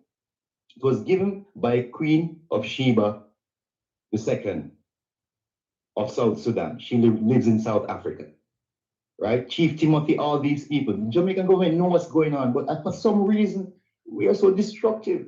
We are just destroy things. But one more thing, a computer, they know we was in Kingston from the 80s when USAID did it to Jamaica. And distributed to the school. That's how partisan our country is. Millions of dollars worth of computer. That was never distributed. Black people don't want to say black people have nothing bridging. Wow. Oh, wow. The loot continue on. All right. The revolution is them there, man. We are listening carefully, man. Just keep doing the work and no matter what them say. We're out here watching. Manners. Ubuntu, Rastafari. Bless. All right, me write down that, come. I gotta go research that, and I'm probably gonna call that brother back too, come. I want to know about that Lumi something there.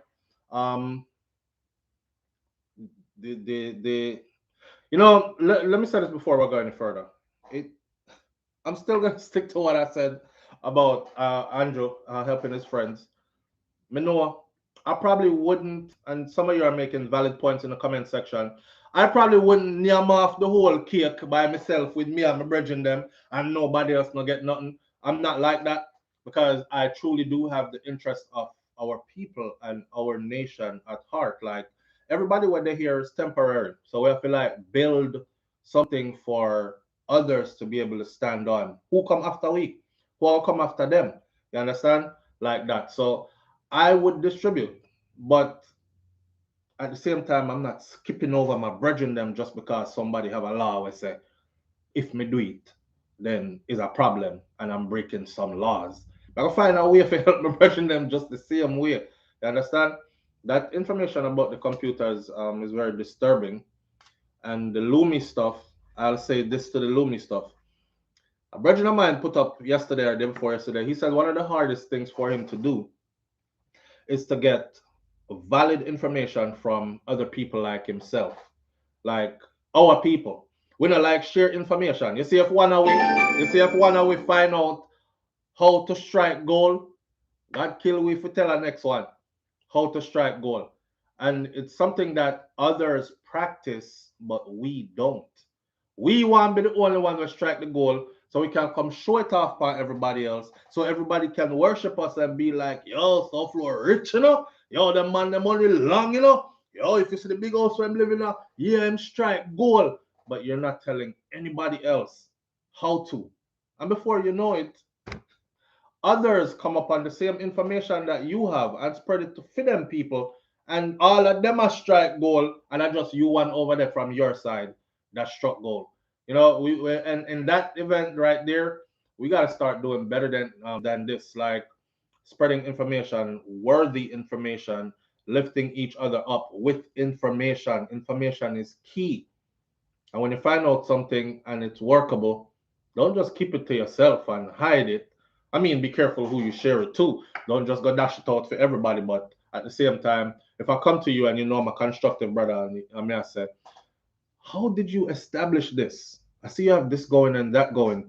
Like, walk me through because I'm interested or whatever. Nobody tell me about why, you know, it's just a look at the draw thing. It's still, you know, and it's not. It's a step 1, 2, 3, 4, 5, 6, and 7 is what I'm looking for you to walk me through so I can replicate this that you did. Then you can look back and say, yo, I gave SouFlo his start. I told him, taught him how to do this, basically, and watch him. He's flourishing. but they're afraid because I'm afraid to turn around and be like, him flourish gone past me. That part. That part. That's us. But anyhow, this Lumi thing, I'll be looking into it. We in the information era for sure, and we're living on the information highway, which is the internet. See, the only thing about the internet, it have a whole heap of foolishness on it that crowds real information. So you don't really know what is what. So you have to vet your sources before you go jumping on just anything. Live on the air with SouFlo. Good morning. Wow, you caught me. You caught me off guard. Talk to it up. It's what you were saying about not sharing information. Yeah. I think it has a lot to do with a scarcity mentality, fear of not having enough. If we could shift our focus on the abundance that is available throughout Earth, throughout the universe, throughout God, whatever you want to call it. Right. There's an abundance that is available to us.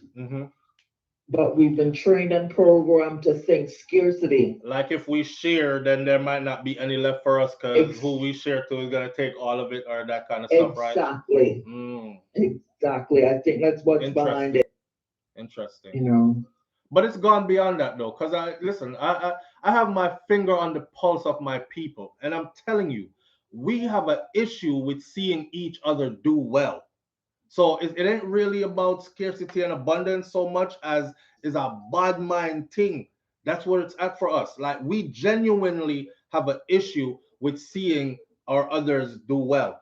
The only people who we rejoice when they do well are people who are so far ahead and out of our league that nothing we can do to stop them from eating food or to stop them from being successful. For instance, Usain Bolt. If majority of Jamaicans could hold him down, they probably would. Usain born with the speed, and he was gifted, and he worked hard and put in, and he pretty much. So now Usain Bolt's net worth is about to touch like $100 million US this year. Couldn't stop him. You can't stop somebody like that. But if it's a person in your neighborhood, like from next door, them do all kind of something to keep you down because they don't want to see you reach that. And then when they do see you reach it, we literally sit back and talk all kinds of bad stuff about each other that are successful or that we see making it. So that abundance thing, it might be true for some, but a lot of us are from that place where we just don't like to see each other shining, doing extremely well. That scarcity mindset is coupled with a deep level of self-hatred. So when you look at your neighbor and if he looks like you hate him because of that self-hatred. Because when we see others with the success, sorry to cut you off, but when we see others with the success, like the levels of success we dream of, when we see others, quote unquote, others achieve it, we want to big them up and it looks natural and it looks like that's what they're supposed to have. But when we see, yes, you are right. And when we see our own with it, it's like, that look unnatural. I wonder if I drug myself. Like, when do forget all that? And he don't deserve all that. And when do forget all that? That's the best them man they work on. You're absolutely right. Yeah. Yeah. Yeah. Wow. So it's just a matter of shifting our perspective and get rid of that program, that hatred of our skin color, especially the different shades that are involved. And why it is we think it's worthy of everything. Right. But the minute they get a little more chocolate in the mix, again, Usain Bolt, perfect example. You know what I mean? I mean, as hard as Usain run and train, I still hear people saying, Usain can fast all him want to. Say a whole heap of other black people out there fast like him, but him, trust me, him sell him soul. He had to sell his soul to the devil. And I'm like, not everybody does it. Right. That classist thing that Jamaica holds on to, it's That's why I can't go back home. Mm. I'm from Jamaica, but I wouldn't last a week. Not 1 week, a day. Let's talk about that. Why? Why do you think that? The family is completely destroyed. It's from my perspective. The lie, the betrayal. What should I say? I can't say my mother was murdered, but she was frightened to death where her heart stopped. And she was surrounded by all family members.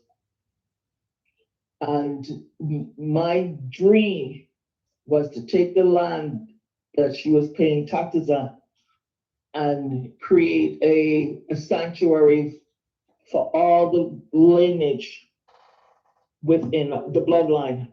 Right. It wasn't for me. But now I have to be free of that thought because I'll never be able to access that land. Siblings or relations orchestrated a lot of the circumstances behind her death. So not to cut you off, but so you because I'm pushing for time and I only got like 10 minutes left with 2 more stories to go. So so your experience in Jamaica then has made you come to the conclusion that you couldn't survive there, and it's not some place you want to be. It's bittersweet. I love Jamaica, dear Jesus God. But for my own safety, it's best for me not to go back there and pursue this. So I have to observe from a distance. On that note, thank you for letting me vent this much. I appreciate you calling in too. And thank you. All right. And back to you and the family. All right. Same to you. you. And the SouFL family. All right. All right. So long. Oh, well, my experience is not her experience, and I never say never, but I don't think nobody can actually make me not go back to Jamaica. Like I've said this before, and I might be putting my foot in my mouth when I say this, but me dash people to make sure say me can do it because nobody not run me out of that. That's just me though. Just saying. Some people will get wicked when it's time to get wicked, and some people just don't feel like there's ever any time to get wicked. So we see life differently and we live life differently. Not sure? All right. Let's talk about something else. We went from Andrew and his line of corruption to just helping out a friend or looking out for your brethren them and all these things. See? And Jamaica our place one. Yeah, that way. I do sympathize though. Let me not be callous about this before I change subject.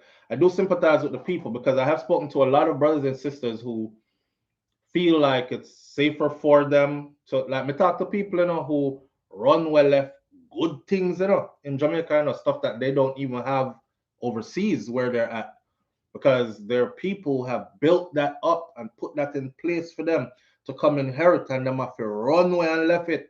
And now it grass take it over and the building a drop down and the land. Me not make that happen. I'm not the one. It can't be me. It's gonna have to be somebody else, but it can't be. Nobody not do that to me. They have to do that to somebody else. I'm just saying. But I do sympathize and I do, without sounding callous, understand. I do understand. Because at the end of the day, safety and self-preservation is the key. And when people make up their mind for off you're no good not being here. So for those who don't have the resources and strength to protect themselves in ways that they should, or they don't have the mindset to get wicked when it's time to get wicked, then I sympathize with you, right? Moving right along though, because we only have about 10 minutes left. Damien Robinson and Shamoy Bora, weeks away from their wedding. Let me say something. And I've come to this conclusion, right? We'll switch gears. Walk with me. I was thinking this last night to myself, and I said, you know, I've shied away from saying this honestly for a long time, and I think it's time that I say it. Yes, the tongue is powerful. Yes, every person that does music is a messenger. Every person that does music is a messenger. Every song carries a message. As a person that does music, when you choose to do music, you have to understand that you're going to be putting music out there with a message. I don't care if you're going to say, well, it's just for entertainment's sake, still, and I mean, I live like that. You're still putting a message out there, and your message, the bigger your platform grow, your message is going to influence more people. So if you're putting, and we have all different kinds. We have music that make you feel uplifted in your spirit. We have music that tell you to sit down and be still and meditate. We have music that tell you says wartime, it's time to go and everybody dead. We have music that tell you says it's okay to scam, kill, rape, plunder, pillage, live with no morals and values and things. We have a lot of different kinds of music, right? But the person who is making it, if you're aware of what you're doing, then I mean, if you can still live with yourself, knowing that you're influencing like a whole bag of youth for go straight to hell, so to speak. Because I don't believe in like there's a hell under the ground and them thing there. I'm just saying, like hell is on earth, right? That's all. When you encourage youths to get caught up in something that leads them to an early grave or prison, that's hell. When you encourage youths through your music to change their mindset, this woe is me thing, get up and go get it, perseverance, dedication, self-respect, love, honor, and these things, then that's powerful in itself too. This story, Damian Robinson and Shamai Bora, weeks away from their wedding, they're gunned down in Jamaica. Two young people, right? Walk with me with this story. The police, I can't take a phone call right now. Sorry, but I have to breeze through this, and we only got a few minutes. Um, the first headline says police are probing a double murder in Manchester, right? The police probe is underway into the shooting death of a man and a woman who were killed along the Kendal Main Road in Manchester on Wednesday morning. Today is Thursday. They have been identified as Damian Robinson. He's 29 years old, otherwise known as Bleachers. Pay attention, otherwise known as Bleachers, from Miketown, address in the parish, and Shamai Bora, who is 22, of a Comapen, St. Elizabeth address. Now it's reported that approximately 2:15 a.m., the two were traveling in a gray Toyota Mark X motor car with one other woman in the car with them when they were attacked. The police says residents heard series of loud explosions, gunshot going off, and they called the police. The police came and they subsequently found two individuals suffering from multiple gunshot wounds. They were taken to the hospital where Robinson was pronounced dead on arrival, and Bora, which is the female, she succumbed to her injuries while she was undergoing treatment. The other female that was in the car with them, she did not get a scratch upon her. Now, anytime things like this happen, I always look on the third person that's there that never get a scratch upon them, for one. For two, somebody called me and said, SouFLo, a couple of messages me get about them here, but one of them that stuck out, it said, there is a scammer couple. Now, streets are talking. Not factual, streets are talking. This is the talk that's out there. This is a scammer couple. And what they into, catch up with them. The information behind them is that the youth does not actually live in Jamaica. He actually lives overseas and he visits Jamaica a lot. He's also a recording artist. This is where we're going with when you say things and you put it into songs and it becomes a mantra because people repeat it over and over and over, right? Like an omen kind of thing. And yeah, in a scamming, it was a Mark X, and Mark X had a hot car. There's other videos out there of his girl always having luxury stuff. He's not known to have any kind of employment anywhere or anything constructive. Nobody not booking him for no show, and he's not selling no records. How are they able to afford all these kind of things or whatever? A million questions out there. I don't want to dirty up people's reputation without getting facts, but that's the talk that's out there. Scam a couple. I went and looked up this brother now because I see the name, and then in the US news it says he's a Jamaican rapper. So I went and looked him up. I want you to listen to something, right? Hear this. Because these are all that he has. This is what's left of you after. So it goes like this. Yeah. Manifested in their real life. You hear what I said? And I said again, I don't want to be a hypocrite because I love gun music. It puts me in a certain kind of mood sometimes. Probably me a workout and I want to push myself harder today. Sometimes I'm there on road and I want to be like hyper focused and just, I'm out here to complete this mission and get back home safe to my family. Like it does put me in a certain kind of mood, but I don't use it for, I get up and go kill a boy today. But some people do. A lot of people do. Especially our youth them. Our murder rate is high like that, not for no reason. I don't want to blame it on dancehall because I've always said this. Music like this doesn't cause murders. Music like this, though, empowers those who do murders to feel like their actions are justified. You know what I'm saying? Or your chain of thought is justified. So them all start to act out what them hearing of these lyrics. Like, yo, me I go open him face like letterbox and cause your favorite artist squeeze up the trigger and boy face open like letterbox. You know? Be careful, man. Be careful at this. And be careful you're not casting spells on your life, over your own life, that are going to come back to, well, it can't haunt you because you're dead and gone, but it will leave your family in misery. See? So that's the message more I sent with that this morning. My condolences to the families of these two. She was 22, he was 29. Them not even reached 30 years old. I've seen some pictures out there with both of them, and I would assume things, but I'm not gonna do that. I'm gonna wait for more to come out on this couple.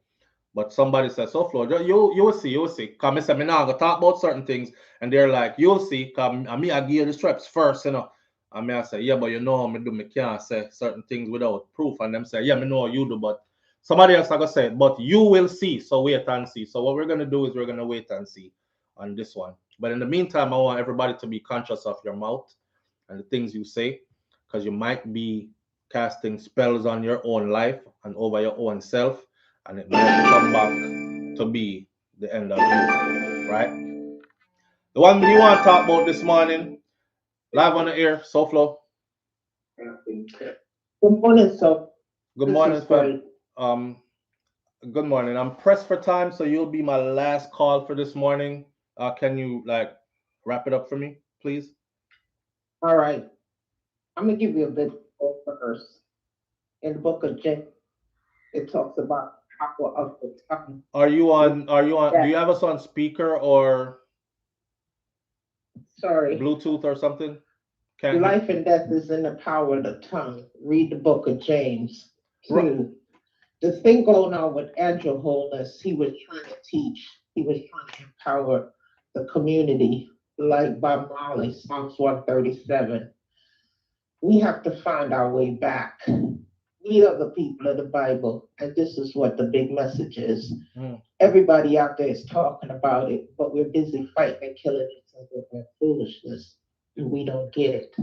Okay. Peace and blessings. Continue what you do. You'll see the light. Others will come to see the light. This is not going to get better. It's going to get worse unless we call God down from heaven. Thanks. All right. Peace out. Peace.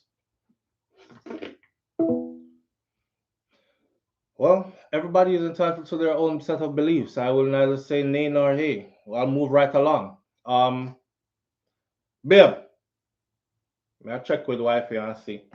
I really want to talk about this one this morning, and it's supposed to be a light, so we could get out of here light.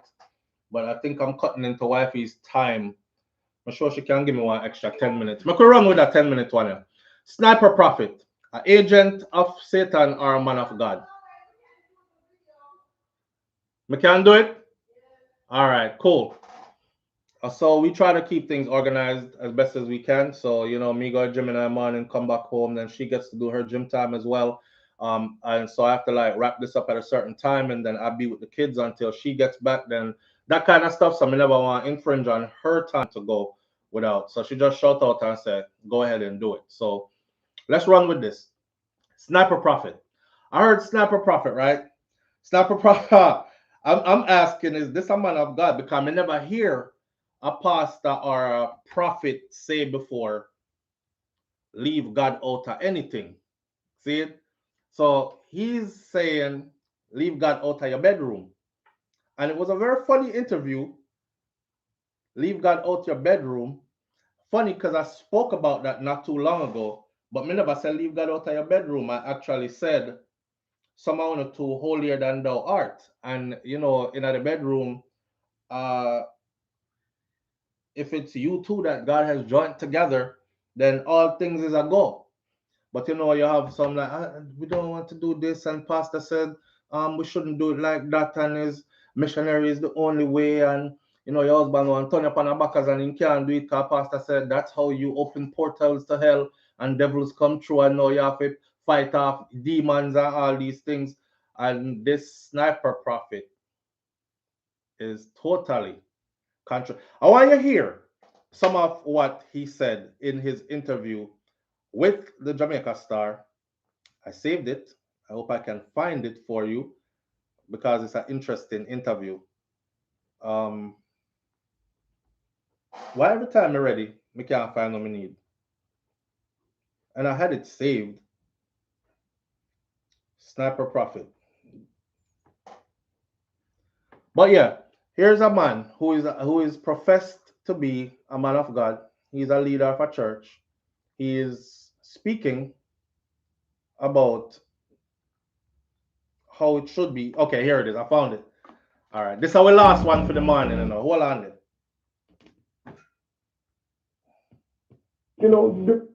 Because it's gonna be somebody that'll be to you. Personally, eat every single day. But when you are in your bedroom, check out Christ all time, man. You just time and place everything, chat to your man, dirty, and because it's gonna be somebody that'll be to you. So I'm gonna show him in a minute. He says when you're in your bedroom, take Christ out tight, man. Chat to your woman dirty and these things. Yeah, because if you don't do it, somebody else are gonna do it. Somebody else are gonna do it for you, right? I don't know if somebody else are gonna do it for you, kind of thing. That would imply that your woman want to be talked to dirty, and if you're not doing it, then she gonna find her next man to talk to her dirty, because talking to her dirty is just that important. I don't know, but anyhow, you hear people say all the time, Lord God, him did too boring. Me say him nice to see, nicest man me ever meet, but God Almighty, him boring. Me can't take it. Everything does So he might have a point, right? He might have a point. In your bedroom, check out Christ all time, man. You just time and place everything, chat to your man, dirty, and because it's gonna be somebody that'll be to you. Stop. My perspective, there's nothing wrong with Valentine's Day, nor to celebrate it. That's my perspective. And if I should speak personally, for me, I celebrate it every single day. For me personally, as a man of God, I don't believe in boring sex. Sex should be entertaining, should be vibrant, should be energetic, and have fun. So no, sex should not be boring, because if you're in the world and you're enjoying yourself in sex, then why can't you enjoy yourself even more when you're Christian? As it relates to language, bedroom language, is there any language that is forbidden? Well, the only language is forbidden is calling me pastor in the bedroom. Yeah. Really sexy,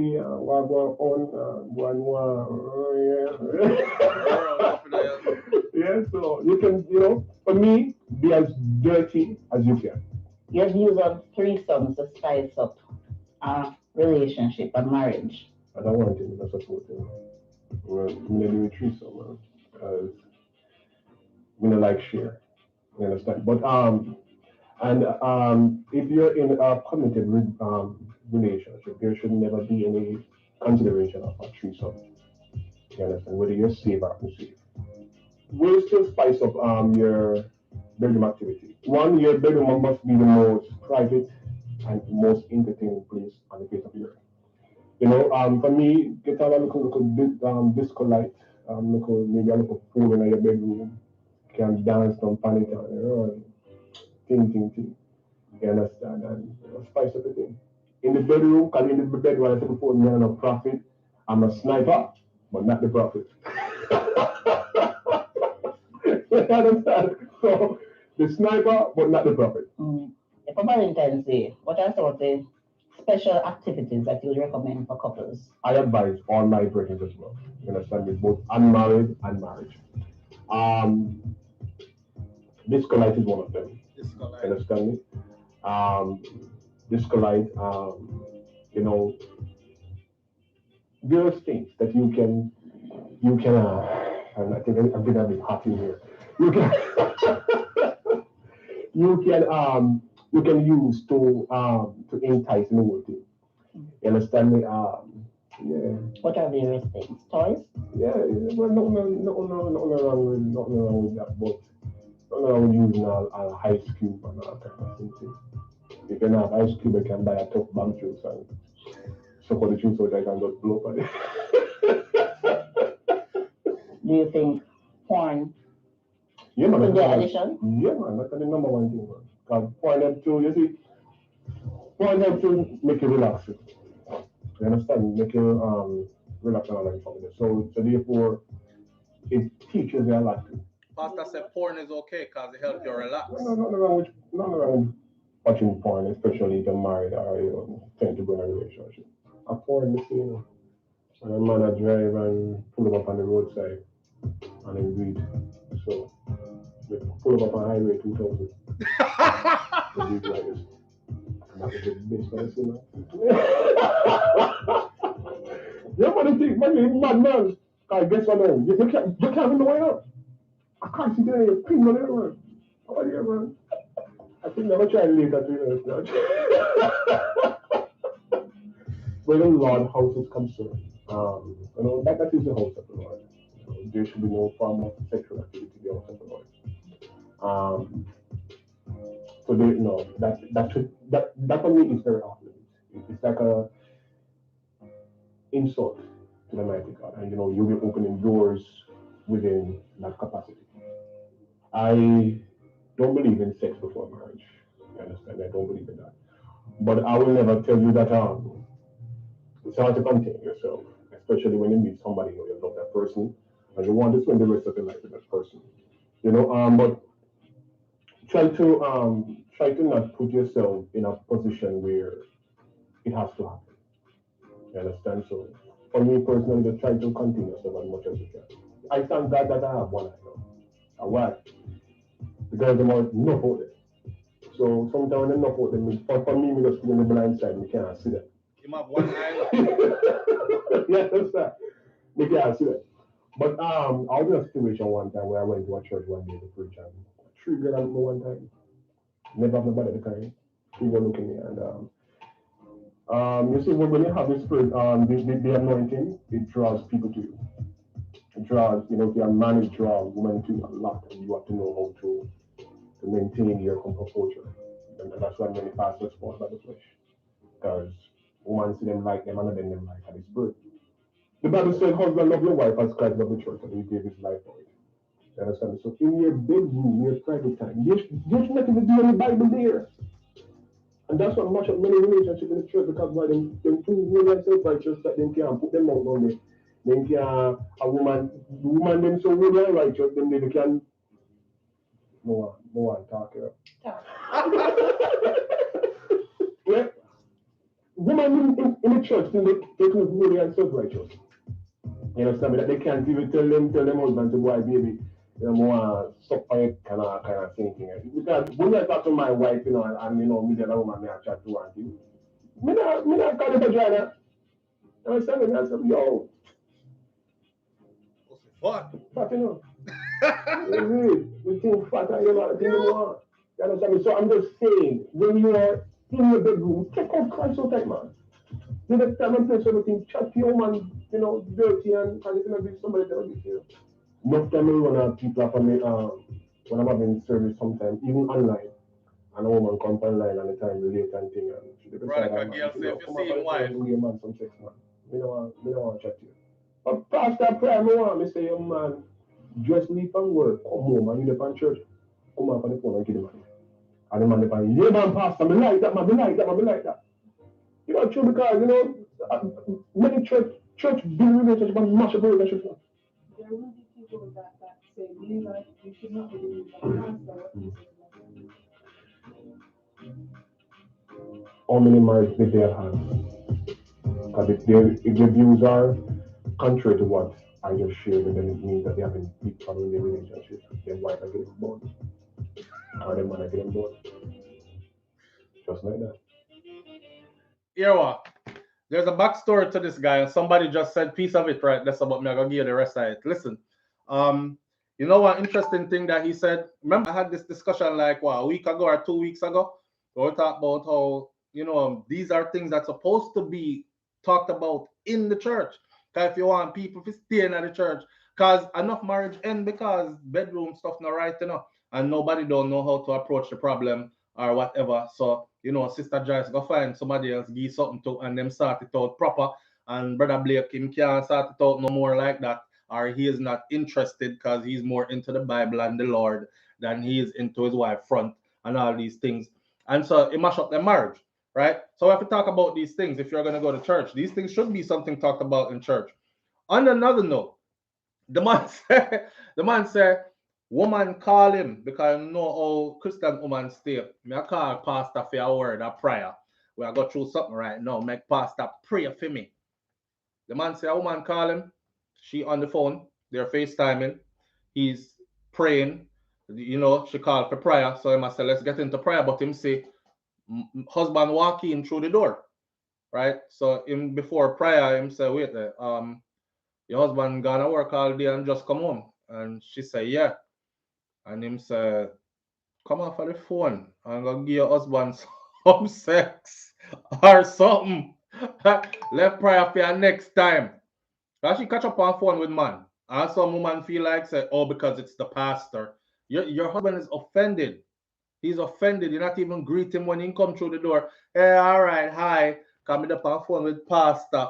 Your husband think that, that's a next man. The first thing husband will think is, I wonder if pastor get some too. Cause, she's sharing my attention with man. No business if a pastor. So pastor tell her, cut the church something, cut the praying something. We can pray next time. Come off of the phone, go attend to your husband. He been working all day and he just walked into the house. I respect that.